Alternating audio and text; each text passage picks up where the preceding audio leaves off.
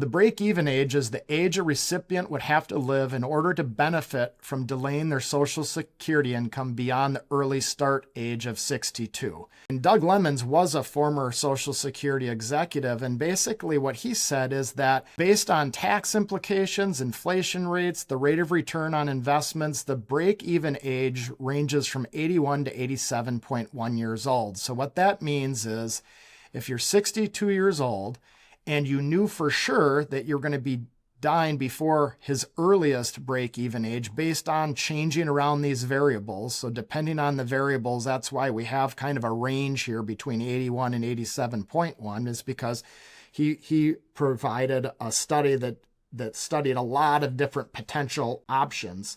And he said, based on how you maneuver those different tax implications and the inflation rate, the rate of return investments, somewhere between 81 and 87.1 is where the average break-even age would be. So if we knew for sure